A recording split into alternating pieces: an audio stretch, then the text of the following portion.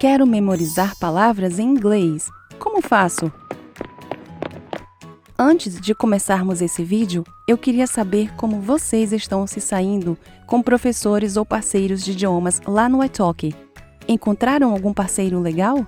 Os $10 em créditos ajudaram a testar algum professor? Optaram por professor nativo ou brasileiro? Eu quero muito saber da sua experiência com o italki e, por favor, entre em contato comigo se tiver alguma dúvida ou precisar de alguma sugestão, tá bom? Vocês ganham $10 em créditos depois que fazem uma aula. Com esses créditos, eu aconselho fazer aulas testes, pois essa é a melhor maneira de conhecer o professor, antes de se comprometer com um pacote de aulas. E para você que ainda não pode pagar, eu sugiro encontrar um parceiro de idiomas para conversar por áudio ou teclando e praticar o que está aprendendo. Hello, my name is Esteban, and I'm an English tutor here on italki. Segundo o Dício, o significado de memorizar é fixar metodicamente, pela repetição sistemática, alguma coisa na memória, decorar. Será que se você memorizar várias palavras e frases em inglês, é o que vai te tornar fluente? Vamos conferir nesse vídeo. Lembra quando você teve que estudar para passar numa prova e ficou horas e horas ou até dias tentando memorizar fatos de algum assunto? Se você esqueceu depois de fazer a prova, significa que você decorou o assunto.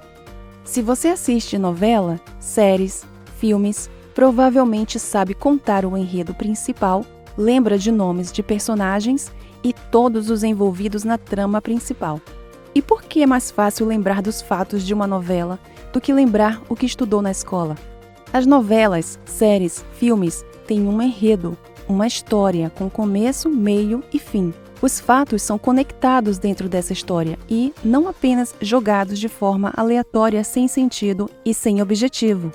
Memorizar, decorar, ajuda? Na minha opinião, memorizar ou decorar é a forma mais eficaz de esquecer, por 2 motivos. 1.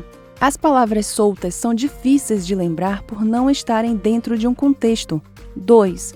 Nem sempre você vai lembrar das palavras no momento certo. Por isso que aqui no curso estudamos o vocabulário, a pronúncia, a interpretação, assistimos alguns exemplos e depois treinamos com frases. Para falar a verdade, as palavras decorar e memorizar não me trazem boas lembranças do meu tempo de escola e me dão uma sensação de algo temporário e forçado. Eu prefiro usar as palavras saber ou aprender. Elas soam mais permanentes e mais eficientes. Uma coisa é dizer eu decorei os números ordinais em inglês e outra coisa é dizer eu sei os números ordinais em inglês. Por isso, eu sempre sugiro usar o vocabulário que você está aprendendo aqui no curso. Essas palavras e termos têm que estar sempre ativos e as formas de ativá-las são ouvir, pensar, falar, ler e escrever.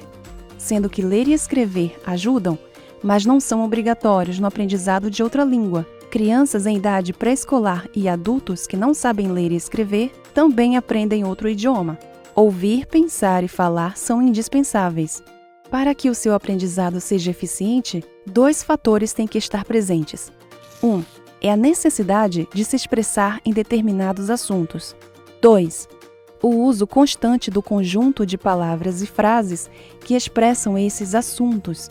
Com a prática, as suas perguntas e respostas vão atingir o nível de falar por reflexo, que é a fase onde você não se esforça para se expressar.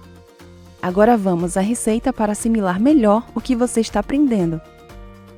Determine o assunto que você quer abordar. Se você tem interesse em maquiagem, escolha algo em torno de cosméticos. Se o seu interesse é tecnologia, aborde temas da área, como últimos lançamentos da feira tecnológica. Se você gosta de fofoca de celebridades, escolha um fato que te chamou a atenção.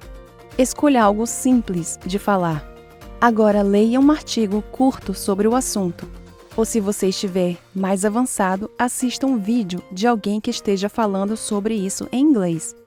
Faça um resumo desse artigo ou vídeo com as ideias principais.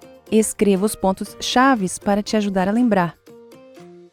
Anote todas as palavras novas. Apresente o assunto de forma clara e direta. Por exemplo, Mônica, que é americana, me perguntou como fritar um ovo. Eu sei que o meu tema é como fritar um ovo. Eu leio um artigo em inglês sobre esse tema. E se eu me sentir preparada, eu assisto um vídeo tutorial explicando como se frita um ovo. Depois de ler o artigo, eu anoto os pontos principais: ingredientes, ferramenta e modo de execução. Eu faço as anotações das palavras novas e confiro as pronúncias no Google Tradutor. Agora, com o vocabulário que eu aprendi, eu vou explicar com as minhas palavras como fritar um ovo, e a maneira como eu vou explicar pode ser fritando um ovo de verdade, falando em voz alta o que eu estou fazendo. Eu posso gravar um vídeo e mandar para minha amiga. No seu caso, você pode fazer uma apresentação para o seu professor corrigir. Você pode ir mais além e pesquisar termos como gema, clara, ovos mexidos, ovo cozido e omelete, por exemplo. Misture o inglês com o português se você não estiver conseguindo falar tudo em inglês. O importante aqui é começar a pensar em inglês e fazer substituições sempre que possível. Aprender uma lista de vocabulário e não usá-la não faz sentido. Pratique!